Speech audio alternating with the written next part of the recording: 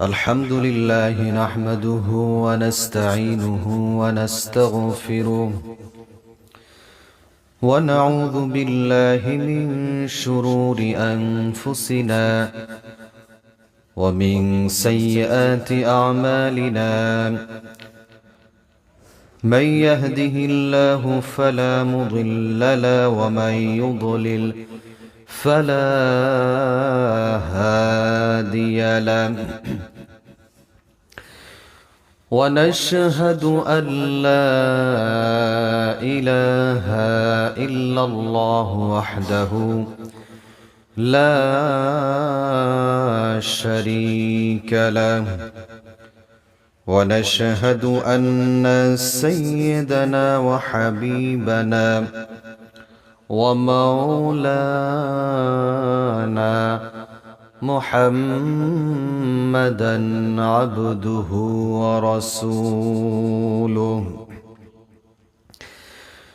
الذي أرسله بالحق بشيرا ونذيرا وداعيا إلى الله بإذنه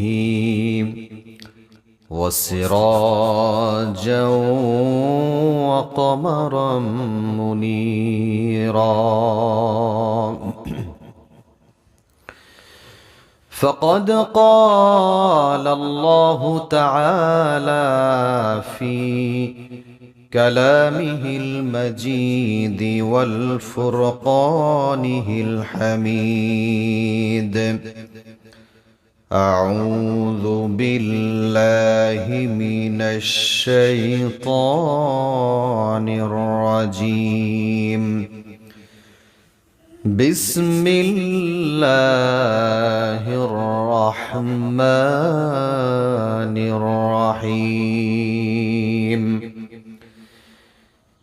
إنني أنا الله لا إله إلا أنا فاعبدني وأقم الصلاة لذكري وقال رسول الله صلى الله عليه وسلم إن الله كتب مقادير الخلائق قبل أن يخلق السماوات والأرض ب50,000 سنة صدق الله العظيم وصدق رسوله النبي الكريم ونحن على ذلك لمن الشاهدين والشاكرين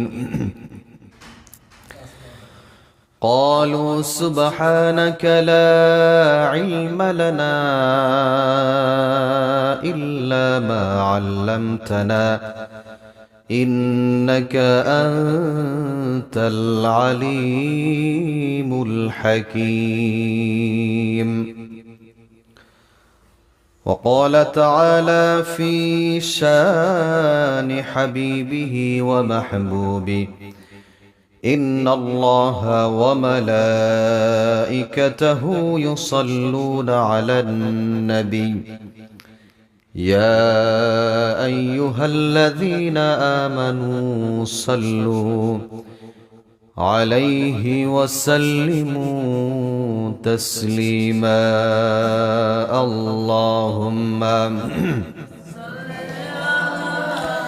سيدنا مولانا محمد وعلى آل سيدنا شفيعنا محمد اللهم صل على سيدنا مولانا محمد وعلى آل سيدنا شفيعنا محمد محمد سيد الكونين والثقلين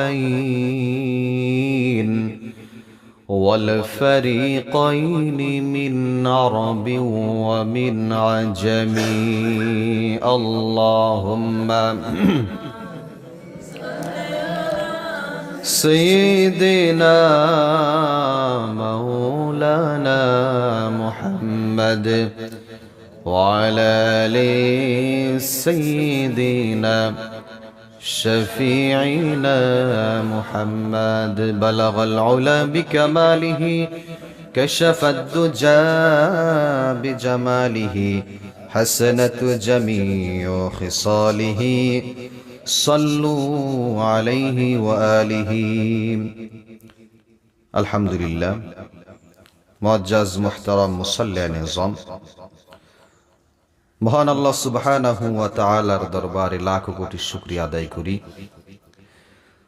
যিনি আমাদেরকে অত্যন্ত ভালোবেসে মহব্বত করে পবিত্র সালাতুল জুমাতে জুমার সালাত আদায়ের উদ্দেশ্যে মসজিদে সকলের আগে বাগে আসার বসার তৌফিক দান করলেন। এই জন্য সেই মহান মনিবের দরবারে তারই শিখানো ভাষায় কালিমাতুশ শুকরিয়া আদায় করি, সকলেই পড়ি আলহামদুলিল্লাহ। দুরূদ ও সালাম পেশ করি সর্বকালের সর্বযুগের সর্বশ্রেষ্ঠ মহামানব রহমাতুল লিল আলামিন সাইয়্যিদুল মুরসালিন খাতামুন নবিয়্যিন মুহাম্মদ আরবি বিশ্বনবী জনাবে মুহাম্মদুর রাসূলুল্লাহ পড়ি সাল্লাল্লাহু আলাইহি ওয়াসাল্লাম। আরো একবার শুকরিয়া আদায় করি যে আল্লাহ সুবহানাহু ওয়া তাআলা এই প্রচন্ড ঠান্ডার ভিতরে এখনো পর্যন্ত হায়াতে তৈয়বা দান করেছেন, সুস্থ রেখেছেন। সুস্থ হালাতে আল্লাহর ঘর মসজিদে সকলের আগে বাগে আসতে পেরেছি, এই জন্য আরো একবার কৃতজ্ঞতা প্রকাশ করি, পড়ি আলহামদুলিল্লাহ। প্রাণপ্রিয় মুসাল্লিয়ান ইকরাম, আমি আপনাদের সম্মুখে পবিত্র কোরআনুল কারীম থেকে একটি আয়াতে কারিমা তেলাওয়াত করেছি। রাসূল করিম সাল্লাল্লাহু আলাইহি ওয়াসাল্লামের অসংখ্য অগণিত হাদিস থেকে একটি হাদিস শুনিয়েছি। এই আয়াত এবং হাদিসের আলোকে সংক্ষিপ্ত সময়ের ভিতরে আমলের নিয়াত ইখলাসের সাথে জীবনকে পরিবর্তনের আশায় কিছু আলোচনা শোনার চেষ্টা করব। আল্লাহ সুবহানাহু ওয়া তাআলা আমাদের ধৈর্য সেই তৌফিক সকলকে দান করুক, সকলে পড়ি আমিন। প্রাণপ্রিয় মুসাল্লিয়ান ইকরাম, দুনিয়ার জিন্দেগিটা আমাদের জন্য একদম সংক্ষিপ্ত ছোট্ট একটা জিন্দেগি। আগে মানুষ যতটা না হায়াত পেত, আমাদের বিশেষ করে যদি পূর্ববর্তী পুরুষদের দিকে যদি আমরা তাকাই, যে তারা অনেক অনেক হায়াত পেয়েছে, এখন আমাদের কিন্তু আস্তে আস্তে জীবনটা অনেক শর্ট হয়ে গেছে। এই অল্প সময়ের ভিতরে শিশুকাল, যৌবনকাল, বৃদ্ধকাল সব কিছু চলে যাচ্ছে। এই সংক্ষিপ্ত জীবনের ভিতরে সফল কাম ওই ব্যক্তি হতে পারবে যদি কিনা দুনিয়ায় চলার ভিতরে রবকে সন্তুষ্ট করা যায়। কাকে?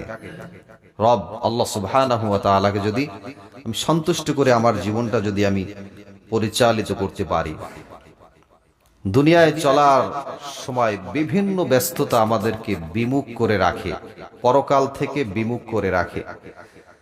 তো একজন ইমানদার, দিনদার, মুমিন, মুত্তাকি যে বান্দা, যতই ব্যস্ততা থাকুক, দুনিয়াবি যতই ঝামেলা থাকুক না কেন, সেই ব্যক্তি অবশ্যই অবশ্যই আল্লাহর কাছে ধরা দিবে। আল্লাহর হুকুম থেকে সে বিন্দু মাত্র দূরে সরে যাবে না। দুনিয়াটা আল্লাহ সুবহানাহু ওয়া তাআলা বলেন, অমাল হায়াতুদ দুনিয়া ইল্লা মাতাউল গুরুর। দুনিয়াটা হলো একটা ধোকার সামানা। তোমরা দুনিয়াকে যদি বেশি মহাব্বত করো, দেখবা পরকাল আস্তে আস্তে ছুটে যাচ্ছে। তো এই জন্য পরকাল যাতে ছুটে না যায়, দুনিয়া চলবো, পরকালও ঠিক রাখবো, এই জন্য একটা বিশেষ কাজ করা লাগে। সেটা হলো দুনিয়ার জিন্দেগিতে চলা অবস্থায় কোরআনের সংস্পর্শে থাকা। কোরআন তেলাওয়াত করা মুসলমান দুই ধরনের। একটা হচ্ছে মুসলিম বাই চান্স, জন্মসূত্রে আমরা পিতামাতার মুসলমান ছিল এই জন্য মুসলমান হয়ে গেছি। আরেকটা হলো মুসলিম বাই চয়েস, যে জেনে শুনে বুঝে এরপরে আমরা ইসলামে প্রবেশ করেছি। এখন বলেন যে আমরা যারা বাংলাদেশের ভিতরে আছি ম্যাক্সিমাম মানুষগুলো কিন্তু ওই মুসলিম বাই চান্স, জন্মসূত্রে পিতামাতা মুসলমান, বাপদাদা মুসলমান, এই জন্য আমরা অটোমেটিক্যালি ওই স্রোত যেদিকে যাচ্ছে আমরা সেভাবে চলতেছি। কিন্তু পরিপূর্ণ ইসলাম কি এটা আমরা উপলব্ধি করতে পারতেছি না, বুঝতে পারতেছি না, এবং বোঝার জন্য যে চেষ্টা করা দরকার এটা আমরা করতে পারতেছি না। তো এক নম্বর কাজ হলো যে যদি পরকালকে আপনি ঠিক রাখতে চান, পরকাল থেকে যদি ধরে রাখতে চান, আল্লাহর জান্নাত কামাই করতে চান, তো প্রত্যেকটা মুমিন ব্যক্তির স্পেশাল একটা দায়িত্ব দরকার, স্পেশাল একটা দায়িত্ব থাকতে হবে। সেটা হলো কোরআন থেকে যেন দূরে সরে না যাই আমরা। দেখবেন বছর শেষ হয়ে যাওয়ার পরে প্রত্যেকটা মানুষের ভিতরে একটা চেঞ্জেস আসে সবকিছুর, যে ডিসেম্বর চলে যাচ্ছে, জানুয়ারিতে আমি এই বিজনেসটা স্টার্ট করব, জানুয়ারিতে আমি বাড়ির কাজটা ধরবো, তো জানুয়ারিতে আমার ছেলে মেয়েদের আমি ভর্তি করব। তো আমি কোথায় যাচ্ছি? আমার হায়াত কি বসে আছে? আমি তো আস্তে আস্তে কবরের দিকেই যাচ্ছি। তা আমি আমার জায়গা থেকে আমি কতটুকু প্রতিদিন কোরআন পড়তে পারতেছি? আমি আমার সন্তানদেরকে কি কোরআন শিখাতে পেরেছি? আমি কি দুনিয়ার ভিতরেই ডুবে আছি, নাকি পরকালের দিকে এক পা দুই পা আমি অগ্রসর হচ্ছি? মনে করেন 100% ভিতর থেকে আমি হিসাব করে নেই যে আমি কি পরকালের দিকে কয় পা গাইছি, আর দুনিয়ামুখী আমি কতটুকু চলে আসতেছি। তো হিসাব কিন্তু তখনই বোঝা যাবে। প্রাণপ্রিয় মুসাল্লিয়ান ইকরাম, যে একজন ইমানদার ব্যক্তি সে যদি কোরআনের সংস্পর্শে থাকে, কোরআন পড়ে, তো ওই ব্যক্তির অনেকগুলো ফায়দা, তার ভিতর একটা ফায়দা, সে পরকাল হারাবে না। আর যেই ব্যক্তি কোরআন থেকে দূরে সরে যাওয়া মানে সে দুনিয়ায় একদম পেয়ে বসছে এমন ভাবে যে সে মৃত্যুও ভুলে গেছে। মৃত্যু ভুলে যাওয়ার অনেকগুলো কুফল আছে। ইমানদারের মৃত্যু হয় না। যেই ব্যক্তি মৃত্যুর কথা স্মরণ করে না, পরকালের কথা স্মরণ করে না, ওই ব্যক্তির ইমানদারের মৃত্যু হওয়া খুব কঠিন হয়ে যায়। তো কোরআন থেকে দূরে সরে যাওয়া যাবে না। এই জন্য আমাদের প্রতিদিনের রুটিনে কিছু না কিছু কোরআন তেলাওয়াত রাখা দরকার। যে হুজুর কোরআনে তো দেখেই পড়তে পারি না, অনেকে আপনি দেখে যাই পড়তে পারেন, চেষ্টা করেন এরপরে এর বাংলা যে অনুবাদ সহকারে পড়তে হবে। তো আমাদের কাছে যে একটা বিশেষ রিপোর্ট দেওয়া হয় জামাত ইসলামের পক্ষ থেকে, তো এই রিপোর্টটা কিন্তু অত্যন্ত দামি একটা রিপোর্ট। যদি আমাদের কাছে অনেকের কষ্ট মনে হয়, দেখেন 24 ঘন্টার ভিতরে আমরা ঘুমাতে যাওয়ার সময় কত গল্প গুজব, 1 ঘন্টা 2 ঘন্টা বিবির সাথে ছেলে মেয়ের সাথে কথা বলতে বলতে এরপরে যাইয়ে শোয়ার পরও দেখা যাচ্ছে অনেক সময় মোবাইল টিপতে টিপতে আরো 2 ঘন্টা যায়, ঠিক কিনা? তো আমরা যদি আমাদের দৈনন্দিন রুটিনের ভিতরে আমরা একটু কোরআন পড়ি, এই কোরআনটা যদি আমরা লিখে রাখতে পারি, মাস শেষে কিন্তু আমরা একটা হিসাব পাচ্ছি যে আমার এই কয়টা সূরা আমি অর্থ সহ পড়তে পেরেছি, আমি এই মাসে 15টা হাদিস আমি পড়তে পেরেছি। যে ব্যক্তি এই কোরআন এবং হাদিস থেকে দূরে সরে না যাবে, এর সংস্পর্শে থাকতে পারবে, যে ব্যক্তি সংস্পর্শে থাকতে পারবে, আমি হলফ করে বলতে পারি ওই ব্যক্তি কখনোই দূরে সরে যাবে না পরকাল থেকে। অবশ্যই অবশ্যই পরকালের স্থান, যে হুকুম আহকাম গুলো রয়েছে, এই হুকুম আহকাম আস্তে আস্তে তার ডেভেলপ হবে, তার ভালো হবে। 4 ওয়াক্ত যদি কোনো সালাত আদায় করে, ওই ব্যক্তি যখন দেখবে যে আমি একটু চেষ্টা করলে তো আমি 4 ওয়াক্ত না, আমি 5 ওয়াক্তই পড়তে পারতাম, তখন ওই ব্যক্তি কিন্তু পরের বার 5 ওয়াক্ত পড়তে পারবে। যখন কোরআন পড়বে, হাদিস পড়বে, তার ভিতরে একটা ভালো লাগা তৈরি হয়ে যাবে। কোরআনের সংস্পর্শে যেই ব্যক্তি আসে, আল্লাহ সুবহানাহু ওয়া তাআলা ওই ব্যক্তিকে খুব তাড়াতাড়ি পরিবর্তন করে দেন। অসংখ্য নজির দৃষ্টান্ত রয়েছে। আপনি যদি 2 দিন, একদিন, প্রত্যেক দিন বা মাসের ভিতরে যদি 10-15 দিনও পড়তে পারেন, এই কোরআন এবং হাদিস পড়ার কারণে আপনার ভিতর পরিবর্তন আসবে। হযরতে ওমর রাদিয়াল্লাহু তাআলা ইসলামের একজন খলিফা, এই কোরআনের সংস্পর্শে আসার কারণে আল্লাহ সুবহানাহু ওয়া তাআলা তার মর্যাদা কেমন বাড়িয়ে দিয়েছিলেন। লাউ কানা বাদি নাবিয়্যুন লাকানা উমর, নবীজি বলেন, আমি যদি দুনিয়া থেকে বিদায় নিয়ে চলে যাই, তারপর যদি কোনো সম্ভাবনা থাকে কারণ নবী হওয়ার, একমাত্র একজনকেই আল্লাহ সুবহানাহু ওয়া তাআলা নবী বানিয়ে দিতেন, তিনি হলেন ওমর। সুবহানাল্লাহ, ওমরকেই আল্লাহ তাআলা নির্বাচন করতেন। অথচ ওমর রাদিয়াল্লাহু তাআলা তিনি মুসলিম ছিলেন না, প্রথমে কাফের ছিলেন।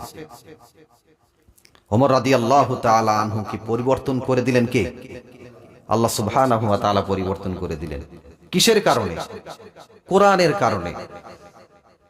এখন ব্যাপার হলো, আমরা তো কোরআন বুঝি না। কোরআন আমরা যে হুজুর যে তেলাওয়াত করে, তো পিছনে থাকলে আমরা তো একটা শব্দের অর্থ আমরা বুঝি না, কিন্তু অন্য ধর্ম থেকে যারা আসছে কোরআনের অর্থ তারা বুঝছে, এই জন্য পরিবর্তন হয়ে গেছে। হযরত ওমর রাদিয়াল্লাহু তাআলা, তার জন্য নবী আলাইহিস সালাতু ওয়াস সালাম আল্লাহর কাছে প্রথমে দোয়া করলেন। 3টা স্টেপে তিনি ইসলাম ধর্ম গ্রহণ করেছিলেন। এক, আল্লাহ সুবহানাহু ওয়া তাআলার কাছে নবী আলাইহিস সালাতু ওয়াস সালাম কি করেছিলেন?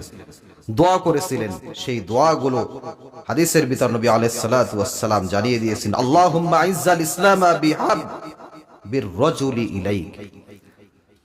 রব্বুল আলামিন, আপনি 2 জন ব্যক্তিকে ইসলামের জন্য কবুল আর মঞ্জুর করে নেন। নবী দোয়া করলেন। রব্বুল আলামিন 1 নম্বরে হযরত ওমরকে ইসলামের জন্য কবুল করে নেন। 2 নম্বরে আবু জাহেলকে ইসলামের জন্য কবুল করে নেন। 2 জনের যে কোনো একজনকে রব্বুল আলামিন ইসলামের জন্য কবুল করে নেন। নবী আলাইহিস সালাতু ওয়াস সালামের দোয়া তীরের চেয়ে দ্রুত কাজ করে কিনা? নবী আলাইহিস সালাতু ওয়াস সালামের দোয়া কবুল হয়ে গেছে। হযরতে ওমর রাদিয়াল্লাহু তাআলা তার মনের ভিতরে আস্তে আস্তে পরিবর্তন আসা শুরু করে দিল। তিনি চিন্তা করলেন, মুহাম্মদ সাল্লাল্লাহু আলাইহি ওয়াসাল্লাম কি যেন তেলাওয়াত করে, দেখি আমি একটু শুনে আসি। সকলে বলে সে নাকি পাগল, দেখি কেমন পাগল, তেলাওয়াতটা আসলে শুনি। সে নিজে থেকে মন গড়া তেলাওয়াত করে কিনা, নাকি আল্লাহর পক্ষ থেকে কোনো বাণী এসছে, দেখি একটু শুনে আসি। হযরতে ওমর রাদিয়াল্লাহু তাআলা কাবা ঘরের পাশ দিয়ে যাচ্ছিলেন। নবী আলাইহিস সালাতু ওয়াস সালাম পবিত্র কোরআনুল কারীমের একটা সূরা তেলাওয়াত করতেছিলেন, সূরাতুল হাক্কা। এই সূরা যখন নবী আলাইহিস সালাতু ওয়াস সালাম তেলাওয়াত করতেছিলেন, হযরত ওমর মনে মনে চিন্তা করতেছিলেন, দেখেন কি ছন্দের মিল। আল হাক্কাতুম মাল হাক্কা ওয়া মা আদরাকা মাল হাক্কা। এই যে কহ একটা মিল আছে না, এই যে একটা ছন্দের একটা মিল, খুব চমৎকার মিল। আর হযরত ওমর চিন্তা করলেন যে এই তো মনে হয় গণক হয়ে গেছে, কবি হয়ে গেছে। প্রথম চিন্তা করলেন যে মুহাম্মদ সাল্লাল্লাহু আলাইহি সাল্লাম তিনি মনে হয় কবি হয়ে গেছেন। ঠিক তখনই আয়াতে কারিমা নবী আলাইহিস সালাতু ওয়াস সালাম নামাজের ভিতরে তেলাওয়াত করতেছিলেন, ওয়ামা হুয়া বিকাউলি শাইর কলিলাম মা তুমিনুন। এটা কোনো কবির কথা নয়, এটা হলো কেবলমাত্র একমাত্র আল্লাহ রাব্বুল আলামিনের কথা। তোমরা অল্প সংখ্যক ব্যক্তি আছো যারা ঈমান আনয়ন করো। সুবহানাল্লাহ। সে মনে মনে চিন্তা করতেছিল যেটা কোনো কবির কথা মনে হয়, কিন্তু জবাব কি আসলো? নামাজের ভিতর নবী কি দেখছেন ওমরকে? দেখে নাই, পিছন থেকে লুকিয়ে লুকিয়ে তেলাওয়াত শুনতেছিলেন। নবীজি নামাজের ভিতরে তেলাওয়াত করতেছে যে এটা কোনো কবির কথা নয়। তিনি মনে মনে চিন্তা করতেছিলেন, ওমর যে আমি যা মনে মনে ভাবলাম তার জবাবটা দিয়ে দিল, নবী তো আমারে দেখে নাই, বলতেছে এটা কোনো কবির কথা না। তিনি মনে মনে তখন চিন্তা করলেন যে এটা তাহলে মনে হয় কোনো গণকের কথা হবে। পরের আয়াত নবী আলাইহিস সালাতু ওয়াস সালাম তেলাওয়াত করলেন, ওয়ালা বিকাউলি কাহিন কলিলাম মা তাযাক্কারুন, এটা কোনো গণকেরও কথা নয়। কলিলাম মা তাযাক্কারুন, তোমরা অল্প সংখ্যক ঈমান আনয়ন করো, এটা কোনো গণকের কথা না। হযরত ওমর কয়, মনে মনে যাই ভাবি দেখি তাই হয়ে যায়, নামাজের ভিতর নবী তো তাই বলে দেয়। তাহলে এটা কার কথা? তাহলে এই কথাগুলো কার? পরের আয়াতে নবী আলাইহিস সালাতু ওয়াস সালাম পবিত্র কোরআনুল কারীমের তেলাওয়াত করলেন, তানজিলুম মির রাব্বিল আলামিন। এই আয়াতগুলো নাজিল করেছেন একমাত্র কেবলমাত্র আমার রব আল্লাহ রব্বুল আলামিন। সুবহানাল্লাহ, আল্লাহ সুবহানাহু ওয়া তাআলার পক্ষ থেকে এই আয়াতগুলো এসেছে।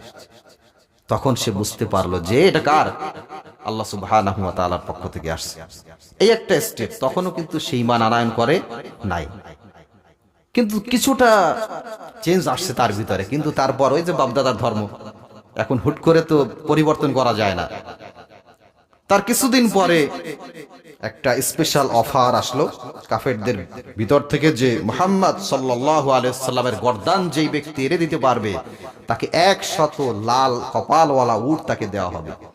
এই অফার যখন দেওয়া হলো মুহাম্মদ সাল্লাল্লাহু আলাইহি সাল্লামের গর্দান আনার জন্য, কেউ সাহস করতে পারতেছে না। হযরত ওমর দাঁড়িয়ে গেছে যে আমি মুহাম্মদ সাল্লাল্লাহু আলাইহি সাল্লামের গর্দান আমি নিয়ে আসব। হযরত ওমর তিনি ছুটলেন নবী আলাইহিস সালাতু ওয়াস সালামের দিকে, খোলা নাঙ্গা তরবারি নিয়ে ছুটলেন নবী আলাইহিস সালাতু ওয়াস সালামের গর্দান নিয়ে আসবেন। চলতে চলতে একজন ব্যক্তির সঙ্গে দেখা, বলে কোথায় যাও? বলে মুহাম্মাদের গর্দান নিয়ে আসতে। বলে তুমি মুহাম্মাদের গর্দান পরে নাও, আগে নিজের ঘর সামলাও। বলে কি হয়েছে? কয় তোমার আপন বোন ফাতেমা সে ইসলাম ধর্ম গ্রহণ করেছে, তোমার ভগ্নীবতীও ইসলাম ধর্ম গ্রহণ করেছে, তুমি তোমার ঘরের দিকে যাও, আগে তাদেরকে সামলাও। হযরতে ওমর প্রচন্ড রাগ হয়ে গেলেন, বাড়ির দিকে ছুটলেন, ঘরের সামনে যে করাঘাত করলেন, ঘরের ভিতরে কে আছো? দ্রুত দরজা খুলে দাও। ফাতেমা ভিতর থেকে আওয়াজ দিল, অপেক্ষা করো, ঘরের দরজা খুলে দিচ্ছি। ঘরের দরজা খুলে দেওয়া হলো। ভিতরে প্রবেশ করার সঙ্গে সঙ্গে দেখে তেলাওয়াত করতেছে সূরা তাহা। এই তেলাওয়াত শুনে প্রথমে তেলাওয়াত মন দিয়ে শুনে নাই, ঢুকেই মায়ের শুরু।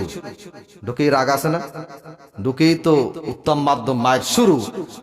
বোনকে মারতে মারতে রক্তাক্ত করে ফেললো, ভগ্নীবুতকে দুইজনকে ওইখানে মেরে যখন রক্তাক্ত করে ফেললো, বোন যখন অসুস্থ হয়ে পড়লো, তখন দিলে একটু আস্তে আস্তে মায়া আসলো।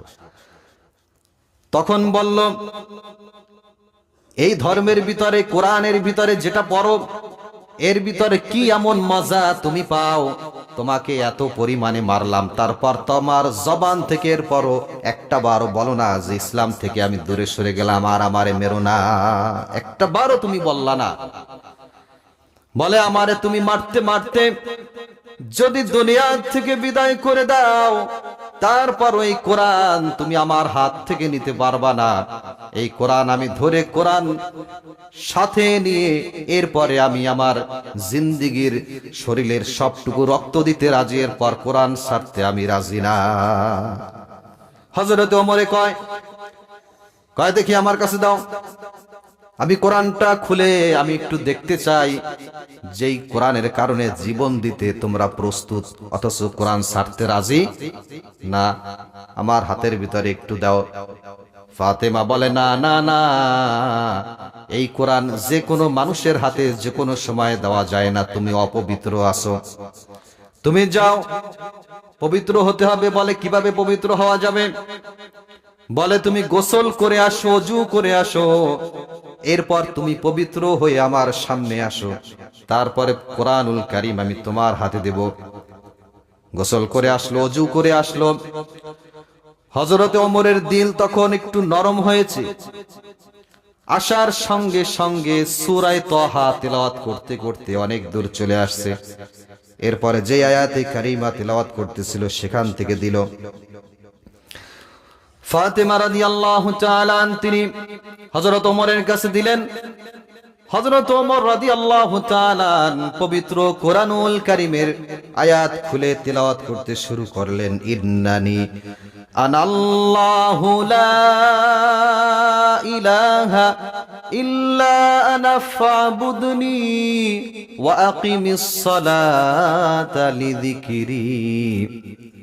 এই কোরআনের আয়াতের ভিতরে আসছে ইন্নানি আনাল্লাহ, নিশ্চয়ই আমি আল্লাহ, লা ইলাহা ইল্লা আনা, আমি ছাড়া কোনো ইলাহ নাই, ফাবুদুনি, আমার ইবাদত করো, ওয়া আকিমিস সালাতা লিযিকরি, আর আমার শরণার্থে তোমরা সালাত আদায় করো। সুবহানাল্লাহ, যে আমি ছাড়া কোনো ইলাহ নাই, একমাত্র কেবলমাত্র ইবাদত যদি করতে হয় আমি রব আল্লাহ সুবহানাহু ওয়া তাআলার ইবাদত করো, আমার শরণার্থী সালাত আদায় করো। এই কোরআনুল কারীমের আয়াত যখন ওমরের হৃদয়ের ভিতর স্পর্শ করলো, হযরত ওমরের দিলটা নরম হয়ে গেল, অঝরে চোখ থেকে পানি ঝরতে শুরু করলো। বোন বুঝতে পেরেছে আমার ভাইয়ের হৃদয় গলে গিয়েছে। তখন সঙ্গে সঙ্গে হযরত ওমর বলে, আমাকে এখনই মুহাম্মাদুর রাসূলুল্লাহ সাল্লাল্লাহু আলাইহি ওয়াসাল্লামের নূরময় মোবারক দরবারে নিয়ে যাও, আমি এখনই কালেমা পড়ে মুসলমান হয়ে যেতে চাই। হযরত ওমর চলে গেলেন। নবী আলাইহিস সালাতু ওয়াস সালাম কোথায় আছে সেখানে নবী আলাইহিস সালাতু ওয়াস সালামকে খুঁজতে বের হয়ে গেলেন। ওদিকে তো নবীজি জানে ওমর মনে হয় আমাকে হত্যার জন্য আসতেছে। পাশ থেকে একজন ব্যক্তি নিউজ দিয়েছে, ইয়া রাসূলুল্লাহ, হযরত ওমর আসতেছে, আপনি এখান থেকে চলে যান, আপনাকে হত্যা করে ফেলবে। নবী আলাইহিস সালাতু ওয়াস সালাম বলেন, অপেক্ষা করো, ওমরকে আসতে দাও। আমি আল্লাহ সুবহানাহু ওয়া তাআলার কাছে দোয়া করেছি ওমরের জন্য, আমার বিশ্বাস ওমরের হৃদয়ে গলে গিয়েছে। হযরত ওমর আমার কাছে আসতেছে, আসতে দাও তোমরা।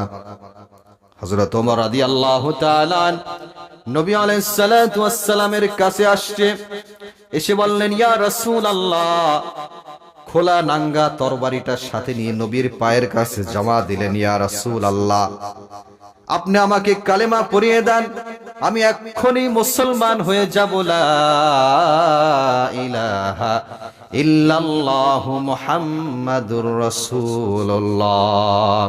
হযরত ওমর মুসলমান হয়ে গেলেন। কিসের সংস্পর্শে আসার কারণে? কোরআনের সংস্পর্শে আসার কারণে। আমরা কিন্তু কোরআন পড়ি না, বুঝি না, এই জন্য আমাদের ভিতরে কোনো পরিবর্তন নাই। আমরা যদি বুঝতাম কিছুটা, এই জন্য দৈনন্দিন যদি কিছুটা আমরা তেলাওয়াত করি, এর অর্থগুলা বুঝলে দেখবেন আপনার অন্তরের ভিতরে আঘাত করবে এর অর্থগুলো, যে আমরা কোথায় আছি, আমরা কি করতেছি। অর্থ না বোঝার কারণে, তেলাওয়াত থেকে দূরে সরে যাওয়ার কারণে নামাজ পড়লে তৃপ্তি নাই, মজা নাই। সপ্তাহে একদিন, দুই দিন, এক বেলা, দুই বেলা পড়ি, তাও কোনো শান্তি নাই। এমনকি অনেক আদনা মুসল্লিও আছে যা পাঁচ ওয়াক্ত সালাত পড়েও অন্তরের ভিতর শান্তি খুঁজে পায় না। হুজুর নামাজ তো পড়ি পাঁচ ওয়াক্ত, এরপর ফ্রাস্ট্রেশন, হতাশা কোনোভাবে দূর হচ্ছে না, পেরেশানি। কিভাবে দূর হবে? কোরআন থেকে দূরে সরে গিয়েছি, হাদিস থেকে দূরে সরে গিয়েছি, জিকির আজগার নাই। কোরআন, হাদিস, জিকির, আজগার, আমল, ইয়াতের ভিতরে যদি কোনো বান্দা থাকে, তার ভিতরে হতাশা প্রবেশ করতে পারে না। হযরত ওমর রাদিয়াল্লাহু তাআলা কোরআনের সংস্পর্শে আসার কারণে ইসলামের ভিতর পরিপূর্ণ প্রবেশ করতে পেরেছে। হযরত ওমর নবী আলাইহিস সালাতু ওয়াস সালামকে ডাক দিয়া বলেন, ইয়া রাসূলুল্লাহ, আমি এখন কাফেরদের সাথে লড়াইয়ের জন্য যেতে চাই, আমাকে অর্ডার দেন। নবীজি বললেন, না না, এত অস্থির হইও না, আস্তে আস্তে সামনের দিকে আমরা আগাবো, আস্তে আস্তে তাদেরকে দাওয়াত দিব। তারপর নবীর কাছ থেকে অনুমতি নিয়ে ছোট্ট একটা কনফারেন্স করেছিলেন হযরত ওমর, কাবা ঘরের সামনে দাঁড়িয়ে অল্প কয়েকজন সাহাবীদেরকে সাথে নিয়ে হযরত ওমর এই ঘোষণা দিয়েছিলেন। তিনি তেজস্বী একজন মানুষ ছিলেন, যখন তখন যার তার কল্লা ফেলে দিতেন। হযরত ওমরের মতো মানুষ যদি এই জামানায় থাকতো, মুনাফিক বেঈমানদের আস্থানায় এই দুনিয়ার জমিনে ঠাঁই পেত না। হযরত ওমর কাবা ঘরের পাশে দাঁড়িয়ে খোলা নাঙ্গা তরবারি নিয়ে এই স্লোগান দিলেন, তোমরা কাফেরেরা কোথায় আছো? কার সাহস আছে ওমরের তরবারির সামনে এসে দাঁড়াবা? আমার সামনে আসো। যদি কোনো ব্যক্তি তার মায়ের খোল খালি করতে না চাও, তাহলে আমার সামনে এসো না। যদি কোনো ব্যক্তি তার বউকে বিধবা করতে না চাও, আমার সামনে এসো না। এরকম তেজস্বী একটা বক্তব্য দিয়েছিল হযরত ওমর রাদিয়াল্লাহু তাআলা আনহুকে পরিবর্তন করে দিয়েছিলেন কে? আল্লাহ সুবহানাহু ওয়া তাআলা। কিসের কারণে? কোরআনের সংস্পর্শে আসার কারণে আল্লাহ সুবহানাহু ওয়া তাআলা পরিবর্তন করে দিয়েছেন। প্রাণপ্রিয় মুসাল্লিয়ান ইকরাম, তো কোরআনের সংস্পর্শে যদি আমরাও আসি, আল্লাহ সুবহানাহু ওয়া তাআলা আমাদেরকে পরিবর্তন করে দিতেন পারে কিনা? আল্লাহ সুবহানাহু ওয়া তাআলা আমাদেরকেও পরিবর্তন করে দিতে পারেন। এই জন্য আমাদের চেষ্টা করা দরকার যে দৈনন্দিন অল্প হলেও আমরা পবিত্র কোরআনুল কারীম অর্থ সহকারে তেলাওয়াত করা। এমনি তো তেলাওয়াত শিখবই, ফরজ কাজ। আমরা নামাজের ভিতরে পড়ি, 60 বছর 70 বছর সারা জিন্দেগি তেলাওয়াত করলাম, যদি সহিভাবে তেলাওয়াত না করতে পারি নামাজের ভিতর, নামাজ হবে? নামাজ হবে না। 1 নাম্বার কাজ, ফরজ কাজ নামাজের ভিতর সহি শুদ্ধভাবে কোরআন তেলাওয়াত করা। তো এই জন্য আমরা চেষ্টা করব কোরআন তেলাওয়াত শেখার পরে অবশ্যই আমরা দৈনন্দিন কিছু অংশ হলেও আমরা অর্থ সহকারে বুঝে বুঝে কোরআন তেলাওয়াত করা। দুই একটা হাদিস পড়া, দেখবেন আপনাকে আল্লাহ তাআলা পরিবর্তন করে দিয়েছেন।